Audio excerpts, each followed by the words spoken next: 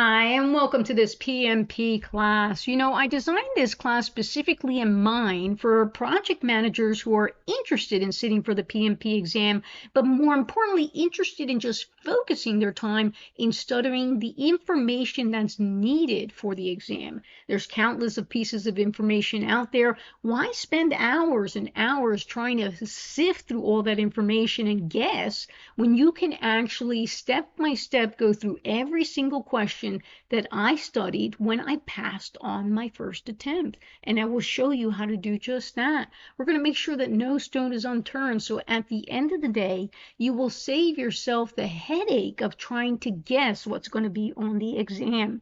So if you're a project manager who's looking to sit for the PMP exam for the first try, or if you're a project manager who needs to retake the exam, learn all the questions that I actually studied when I passed the exam on the first try. And I know that you can actually do it too. Focus on what's actually on the exam versus spending hours on information that's not even on the exam. So I encourage you to consider this class. If you are interested, we can guarantee that at the end of the day, we're going to save you time and we're going to save you the headache by telling you exactly what you need to focus on. And I look forward to seeing you on the inside. Okay, here we are on question number 11. Question number 11 states that during a project kickoff meeting, the client indicates that the benefits of the project will become the most important revenue stream for their company. Now, the client needs to find opportunities to deliver value to their company as soon as possible. So the question is, what should the project manager do? Now, bear in mind in this scenario-based question, they're asking what can the PM do to deliver value to the actual client? Option A, the PM can apply project schedule compression techniques to the delivery benefits faster. Option B, the PM can plan project iterations taking into consideration the value delivery. Option C, the PM can develop a project plan to achieve the goals of the project faster. And option D, the PM can align the goals of the project with the revenue goals of the company. So we're going to go ahead and pause the video momentarily, give you the opportunity to answer the question, and then resume the video with the actual results.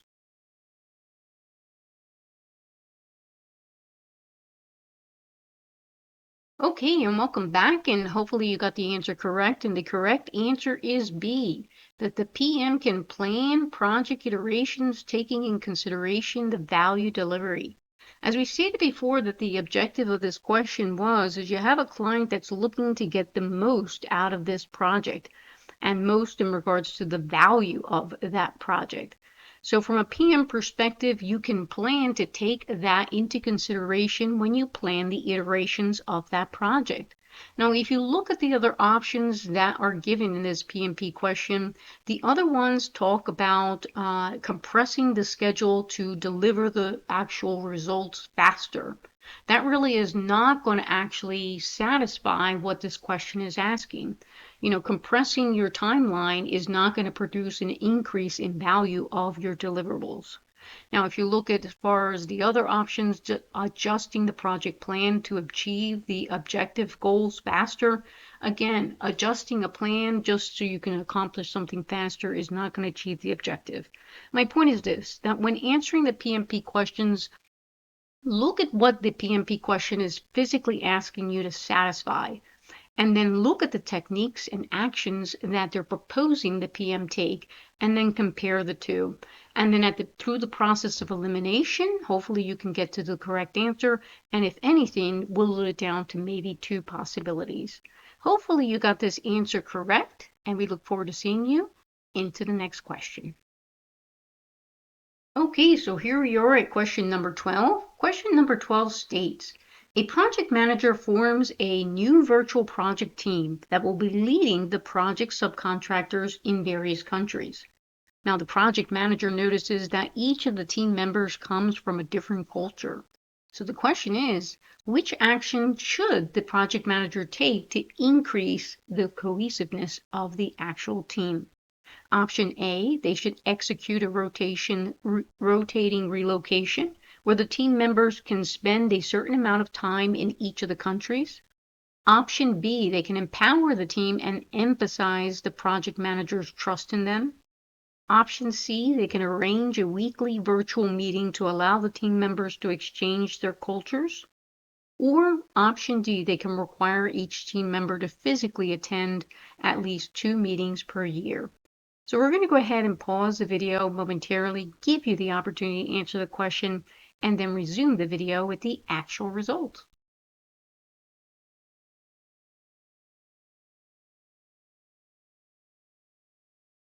Okay, so here we are back, and hopefully you got the answer correct. And the correct answer is B.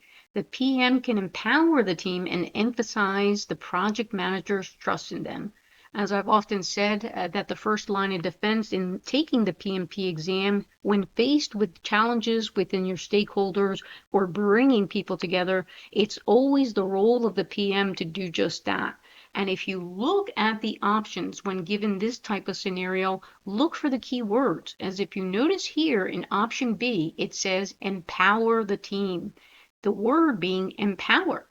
If you encounter these scenario-based questions, look for any keywords that suggest empower, motivate, bringing the people together, training them. Again, look for those keywords in the options that you're given. Gives you the benefit of the doubt through the process of elimination, if anything, hopefully whittling them down to at least 2 and then picking between the 2 remaining options. Hopefully you got this answer correct, and we look forward to seeing you into the next question. Okay, so here we are with question number 13. Question number 13. A struggling company is executing a critical project. However, due to the external environment changes, there's not enough funding to complete the actual project. So the question is, what should the project manager do first? Option A, reduce the scope of the project to match the available funds. Option B, park the project until the external environment is favorable. Option C, ask the project sponsor to look for additional funding. Or option D, assess the impact and evaluate alternatives to accommodate the change. So we're going to go ahead and pause the video momentarily, give you the opportunity to answer the question, then resume it with the actual results.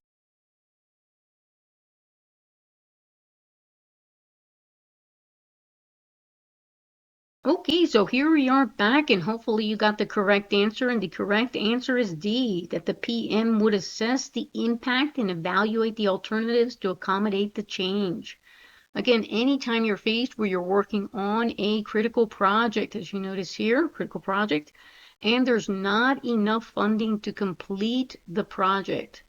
The question was, what would the PM do first? And the first line of defense, as we've often said, is to understand the situation. Now, to understand the situation, you need to assess the impact. And then after you understand the situation, you can then problem solve the situation. So when you take the PMP exam and you face these encounters, more than likely go ahead and look for the options in which it says that the first thing the PM is going to do is identify the root cause of the issue, make an effort to review documents, or maybe even reach out to someone to have a conversation with the intent to understand the situation and the impact that it actually has on your project. Hopefully you got this answer correct, and we look forward to seeing you into the next section. Okay, and welcome to question number 14. Question number 14. A project manager is reviewing the documents for closing a phase when the customer calls to say that the project is not generating any value for the company. Now the question is, what should the project manager do? Option A, wait to close the project until the customer is satisfied. Option B, validate the project scope, objectives, and outcomes with the customer. Option C, analyze which activities will generate the most value for the project. Or option D, perform a cost-benefit analysis for the project. Now we're going to go ahead, pause the video, give you the opportunity to answer the question, then resume it with the actual results.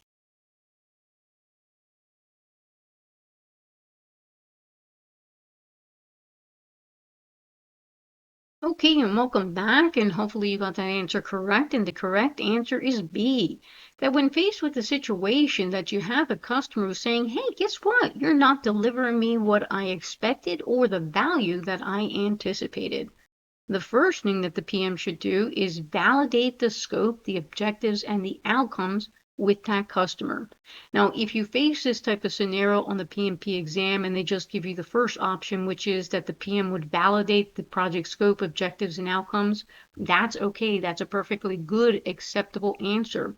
In this type of situation, it said that the PM did a validation and then also did that validation with the customer, which is also correct. As we've often said, the first line of defense is to understand the situation and then have that conversation with that actual client. Hopefully you got this answer correct, and we look forward to seeing you into the next question. Okay, so here we're on question 15. Question 15 states, as part of the project execution, a contractor proposed and conducted site acceptance test and pre-implementation techniques training. However, during the implementation phase, the project manager notes a clear gap in the project's team's competence in the following implementation of the technical requirements. So the question is, what should the project manager have done to avoid the situation? Option A, ensure the training conducted by the contractor used the standard methods. Option B, reviewed the proposed training with the contractor.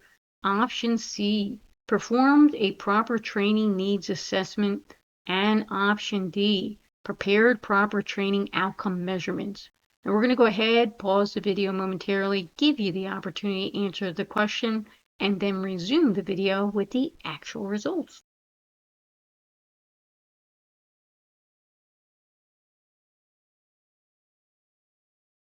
Okay, and welcome back, and hopefully you got the answer correct, and the correct answer is C. Now, when faced with a situation where you are going to be having training done on your actual team, whether it's for implementation, maybe it's training to the operations team during a handoff, at the end of the day, it's the PM that should have performed a proper training needs assessment. And had the PM done this, they could have eliminated the situation of encountering training that did not necessarily meet the expectations and needs of the team.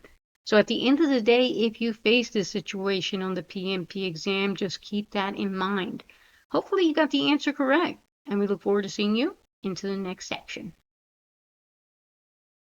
Okay, so here we are on question number 16. Question number 16 states that the project manager received a claim from the client because the outcome delivered is not working properly. Now, the project manager investigated the cause and realized that this deliverable was outsourced to an external provider and was not made aware. The question is, what primary tool would have helped the project manager identify this situation? Option A, the communications management plan. Option B, the scope baseline. Option C, the risk register. Or option D, the stakeholder register. We're going to go ahead, pause the video momentarily, give you the opportunity to answer the question, and then resume it with the actual results.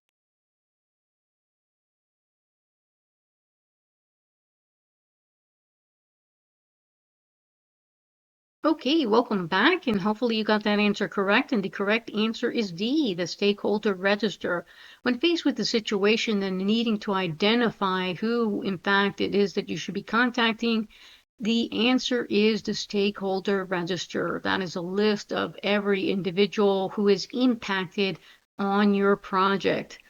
At the end of the day, this type of scenario-based PMP question really is testing, do you understand all these varied options and, more importantly, what they mean? In regards to the communication management plan, that is nothing more than the plan that identifies the method of communication, the level of frequency of communication that you're going to have with these actual stakeholders. When it comes to the scope baseline, that is AKA the budget, and that of course does not apply to this actual question. And then lastly, with the risk register, that is nothing more than a list that you create early on in the project of all possible anticipated risks that you expect may happen on your project. So at the end of the day, just keep in mind that it really is just testing, do you or do you not know what all these things are, and which one, more importantly, answers this type of scenario. Hopefully you got the answer correct, and we look forward to seeing you into the next question. Okay, so here we are in question number 17. Question number 17 states, a project manager is leading a team that is new to Agile. Now, during the kickoff meeting, one of the team members asked how risks will be managed using Agile approaches. So the question is, how should the project manager respond? Option A, risk management is a collaborative effort and will be managed during each iteration. Option B, risks are managed by the project manager and forecasted at the beginning of each project. Option C, risks will be managed during a retrospective session with all of the team members. Or Option D, risks are managed by the team and they will be analyzed during the risk management kickoff. So we're going to go ahead, pause the video momentarily, give you the opportunity to answer the question, then resume it with the actual results.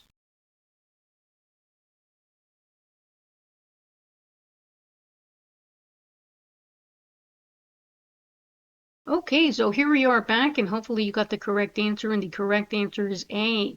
Now, risk management is a collaborative effort and will be managed during each iteration.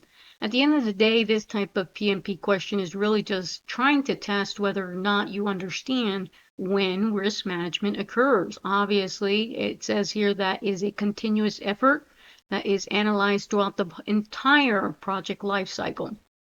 Hopefully you got that answer correct, and we look forward to seeing you into the next question. Okay, so here we are with question number 18. Question number 18 says that a project manager is leading a virtual IT project with a remote team. Now, a team member tells the project manager that they do not know if they can finish on time because they are unaware of the other team's progress. Now, the question is, what can the project manager do to resolve the situation? Option A, communicate by email with each team member to assign the task. Option B, host weekly meetings with the entire team to improve the communication. Option C, ask the team that is having the problem to follow the project plan. Or Option D, schedule weekly meetings with each team member. We're going to go ahead, pause the video momentarily, give you the opportunity to answer, and then resume the video with the actual results.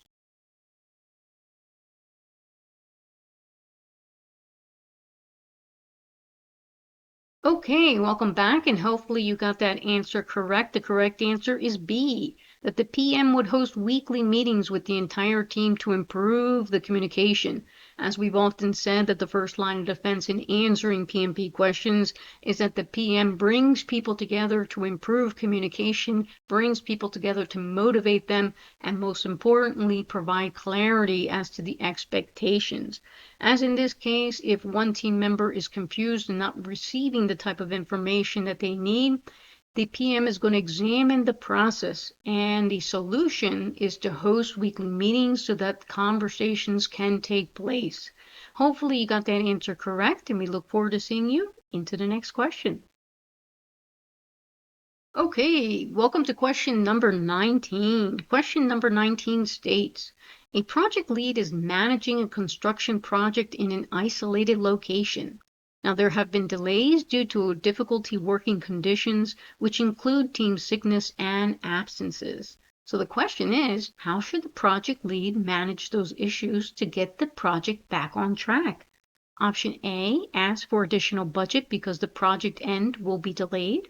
Option B, identify the causes of the issues in order to find a suitable solution.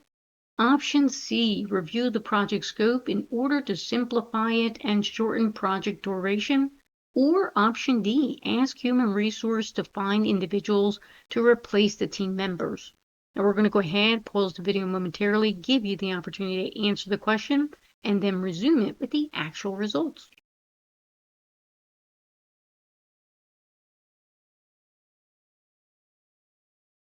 Okay, welcome back, and hopefully you got the correct answer. And the correct answer is B, that the PM would identify the causes of the issues in order to find a suitable solution. As we've often said, with a humongous exclamation point, that the first line of defense of a PM is always to try and understand the situation, whether it's having a conversation with someone, reviewing a document.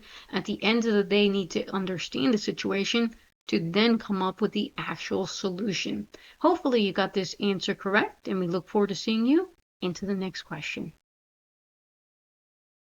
Okay, so here we are on question number 20. Question number 20 states, a project manager is initiating a project to create a new service that has never been done before in the organization. Now, the project manager is trying to determine what resources are required for the project team, but is receiving conflicting resource requirements from the team, the sponsor, and key stakeholders. So the question is, what should the project manager do next? Option A, identify the resources that are agreed upon to initiate the project and request additional resources later. Option B, determine if there is a subject matter expert who has expertise in the new service to assist with the resource requirements. Option C, evaluate and prioritize the resource requests for the project's key stakeholders. Or option D, evaluate the resource options and propose alternatives to the project team for their approval. And we're going to go ahead, pause the video momentarily, give you the opportunity to answer the question, then resume it with the actual results.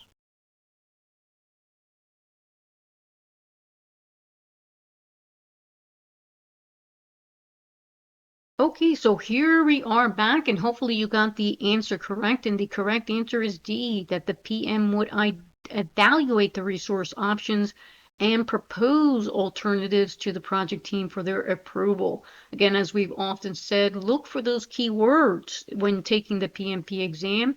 And the first line of defense, as we've often said as well, is that the role of a project manager is to understand the situation. So in this case, when you look at these various options, they use the keywords of identify, determine, evaluate. Evaluate is a good opportunity here where he is evaluating resource options. And then, of course, having a conversation with the team. These are the style of questions that you can anticipate on the PMP. Hopefully you got the answer correct, and we look forward to seeing you into the next section.